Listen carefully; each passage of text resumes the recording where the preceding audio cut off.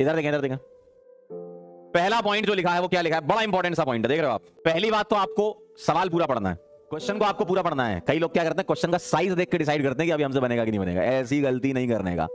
दूसरा point, wrong option को eliminate कर दीजिए। और ये कैसे पता चलेगा, जब आप सवाल पूरा पढ़ेंगे और 4 ऑप्शन पढ़ रहे होंगे, तो जब चौथे ऑप्शन का आखिरी अल्फाबेट खत्म हो रहा होगा, तो अंदर ही अंदर आपको यह समझ में आ जाता है कि ये वाला ऑप्शन तो हो ही नहीं सकता। तीसरा, रीड एवरी आंसर ऑप्शन। ये भी आपको ऐसा नहीं कि सिर्फ सवाल पढ़ लिया, आपको सारे ऑप्शन भी पढ़ने हैं। पता चला पहला आपने पढ़ा, आपको ऐसा फील हो रहा है कि इसका आंसर फर्स्ट लग रहा है, लेकिन हो सकता है कि वो गलत हो, क्योंकि वो तो आपको फील हो रहा था। एक बार बाकी के ऑप्शन भी पढ़ के देख लिया करो, उससे क्या होता है, क्लैरिटी आ जाती है। और ये बड़ा इंपॉर्टेंट सा पॉइंट है, 4th number, make an educated तुक्का।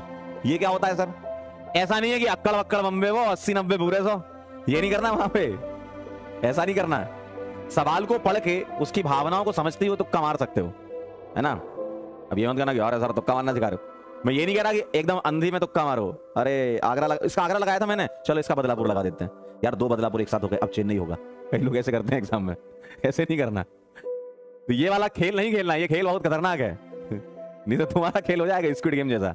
ठीक है, तो आपको एकदम समझदारी भरा तुक्का मारना है। आप पूरे 100% कॉन्फिडेंट नहीं है, लेकिन फिर भी आपको मतलब आपकी अंतरात्मा की आवाज आ रही है, आपके अंदर से आपने सवाल पढ़ा, आपको लग रहा है यार इसमें तो यार ऐसी चीज नहीं होती थी, मैंने तो ये वाली चीज सुनी नहीं कभी, तुरंत काट दो,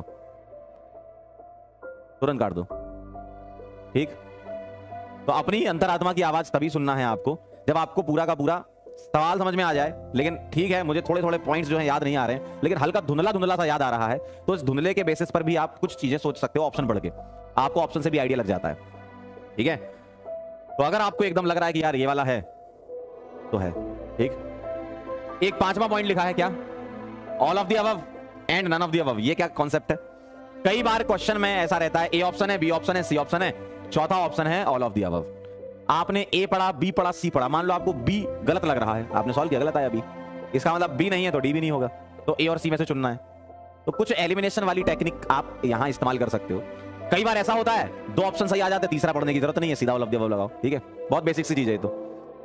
और यूजुअली ऐसा देखा गया है बहुत सवालों में, ऑल ऑफ द अबव बहुत सारे आंसर होते हैं, नन ऑफ द अबव नहीं होते, ऐसा देखा गया है। इसका मतलब 100% ट्रू नहीं है, ऑप्शन पढ़ना भी है आपको।